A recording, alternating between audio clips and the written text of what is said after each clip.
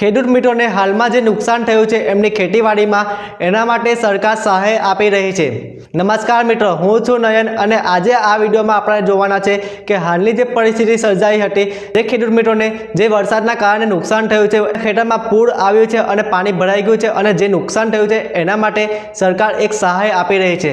આ સહાયમાં કોણ ફોર્મ ભરી શકે, કઈ રીતે ફોર્મ ભરી શકાય, તમારા તાલુકામાં તમે જાતે કઈ રીતે ફોર્મ ભરાવી શકો છો અને આ સહાયમાં કેટલી સહાય મળવાપાત્ર છે, કેટલા ટકા મળવાપાત્ર છે, કયા કયા ડોક્યુમેન્ટ લાગે, આગળ વધતા વિડીયોમાં જોઈશું। એ પહેલાં તમે અમારી ચેનલ પર નવા આવ્યા છો તો ચેનલને સબસ્ક્રાઈબ કરજો। અમારી ચેનલ પર આવા અવનવા વિડીયો આવે છે તો એકવાર આપણી ચેનલને વિઝિટ જરૂર કરજો। જો સારા લાગે તો આપણી ચેનલને સબસ્ક્રાઈબ પણ જરૂરથી કરજો।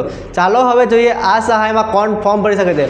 ખેડૂત મિત્રો, જો તમારા ખેતરમાં નુકસાન થયું છે તો તમારે તમારી નકલ એટલે કે જે પણ 7/12ની નકલ આવે છે, ઉતારો આવે છે, એમાં તમારું નામ હોવું જરૂરી છે, તો આ સહાયમાં ફોર્મ ભરી શકો છો। જો તમારા ખેતરમાં એકચ્યુઅલી નુકસાન થયું છે તો એના માટે તમારે પ્રૂફ આપવાનું છે, પ્રૂફમાં એક ફોટો હોવો જરૂરી છે। હવે આપણે જોઈએ કે આ સહાયમાં કયા કયા ડોક્યુમેન્ટ લાગે છે અને આમાં ડોક્યુમેન્ટ તમે અપલોડ કઈ રીતે કરાવી શકો છો। સ્ક્રીન પર તમે જોઈ શકો છો આટલા ડોક્યુમેન્ટની જરૂર પડશે। 7, 12 અને 8 અની નકલ, Aadhaar card, bank passbook, speed IFSC code અને તલાટી કમ મંત્રીનો દાખલો। તલાટી કમ મંત્રીનો દાખલો તમે નહીં આપો તો પણ ચાલશે, એ તલાટી કમ મંત્રી તમને લખી આપશે। હવે આપણે મોબાઈલમાં જોઈએ અને કોમ્પ્યુટરની સ્ક્રીનમાં જોઈએ કે તમે કઈ રીતે ફોર્મ ભરાવી શકો છો। આમાં ફોર્મ ભરવા માટે તમારે તમારા ગ્રામ પંચાયતના VC ઓપરેટર એટલે કે કોમ્પ્યુટર ઓપરેટર પાસે ભરાવવાનું રહેશે। કોમ્પ્યુટર ઓપરેટર તમારા ગ્રામ પંચાયતમાં હશે, પહેલેથી જ હશે। જો તમને તમારો કોમ્પ્યુટર ઓપરેટર નહીં મળે તો તમારા તલાટી કમ મંત્રીનો કોન્ટેક્ટ કરવાનો રહેશે। તલાટી કમ મંત્રી તમને તમારા કહેશે કે આપણા ગ્રામ પંચાયતનો VC ઓપરેટર એટલે કે કોમ્પ્યુટર ઓપરેટર કોણ છે। આ ફોર્મમાં તમને 20,000 થી 25,000 રૂપિયા સુધીની સહાય મળે છે અને 33% સુધી સહાય મળે છે। તમારા ખેતર પર આધાર છે, તમારું કેટલા હેક્ટરનું ખેતર છે અને કેટલી નુકસાની થઈ છે, એ નુકસાની પ્રમાણે તમને ટકાવાઇઝ તમને સહાય મળશે।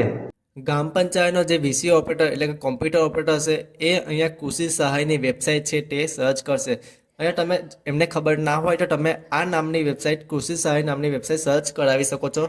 ત્યારબાદ તમે કૃષિ સહાયની વેબસાઇટ ખોલશો તો કંઈક આ રીતે પેજ જોવા મળશે। અહીંયા રજિસ્ટ્રેશન લખ્યું છે, પહેલી જે વેબસાઇટ છે તે જ ઓપન કરવાની છે, ઘણી બધી વેબસાઇટ હશે। ત્યારબાદ કંઈક આ રીતે પેજ ઓપન જોવા મળશે। કૃષિ રાહત પેકેજ નામની વેબસાઇટ છે। અહીંયા ઘણા બધા ઓપ્શન જોવા મળશે। અહીંયા જે પણ પ્રોબ્લેમ હોય અહીંયા સોલ્વ કરી શકો છો। અહીંયા લોગિનનો ઓપ્શન છે, ત્યાં લોગિન કરાવવાનું છે। અહીંયા ગ્રામ પંચાયતનો VC ઓપરેટર એની ID અને પાસવર્ડ નાખીને લોગિન કરશે। આપણે ID અને પાસવર્ડ એન્ટર કરી દઈએ છીએ। ત્યારબાદ કંઈક આ રીતે પેજ ઓપન જોવા મળશે। અહીંયા ઘણા બધા ઓપ્શન જોવા મળશે। આપણે અહીંયા કૃષિ સહાયમાં આપણે ફોર્મ ભરવાનું છે તો ન્યૂ એપ્લિકેશન પર ટિક કરવાનું રહેશે। ન્યૂ એપ્લિકેશન ટિક કર્યા બાદ કંઈક આ રીતે પેજ ઓપન જોવા મળશે। અહીંયા સર્વિસમાં લખ્યું છે ત્યાં સર્વિસમાં સિલેક્ટ કરવાનું છે। અહીંયા તમારો તાલુકો અને જિલ્લો પહેલેથી સિલેક્ટ જ હશે। આપણે અહીંયા કૃષિ રાહત પેકેજ સિલેક્ટ કરી લેવાનું છે। ત્યારબાદ રિક્વેસ્ટ ID એક જનરેટ કરવાની છે। રિક્વેસ્ટ ID એપ્લિકેશન પર ક્લિક કરવાનું રહેશે। આપણી ID જનરેટ થઈ ગઈ છે। હવે આપણે તમારો તાલુકો અને ડિસ્ટ્રિક્ટ પહેલેથી સિલેક્ટ હશે, અહીંયા ગામ તમારે સિલેક્ટ કરવાનું રહેશે। ત્યારબાદ ખાતા નંબર નાખવાનો રહેશે। ખાતા નંબર અહીંયા તમારો જે પણ ખાતા નંબર છે તે એન્ટર કરવાનો રહેશે। અહીંયા 100 પર ટિક કરવાનું રહેશે। ત્યારબાદ તમારો જે પણ ખાતા નંબર અને સર્વે નંબર છે ઓટોમેટિક આવી જશે। તમારા જે નકલમાં તમારા હેડ હશે એનું નામ અહીંયા સિલેક્ટ કરવાનું રહેશે।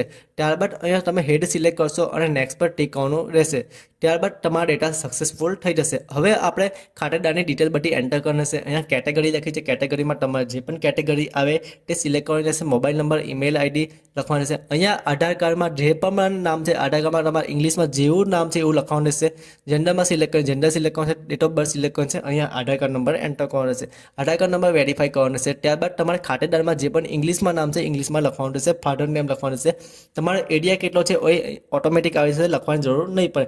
અહીંયા તમારે તમારા વાવેતરમાં શું છે, તુવેર છે, કપાસ છે, બાજરી છે, ભાત છે, મગ છે, કપાસ છે, જે પણ તમારે ટામેટા, તુવેર જે પણ હોય એ અહીંયા લખી શકો છો। લખવાનું રહેશે નહીં, અહીંયા સિલેક્ટ કરવાનું રહેશે। ત્યારબાદ એડનું ઓપ્શન છે ત્યાં એડ કરવાનું છે અને સેવ અને નેક્સ્ટ પર ટિક કરવાનું છે। સેવ અને નેક્સ્ટ પર ટિક કરશો તમારે બેંક ડિટેલ નાખવાની છે।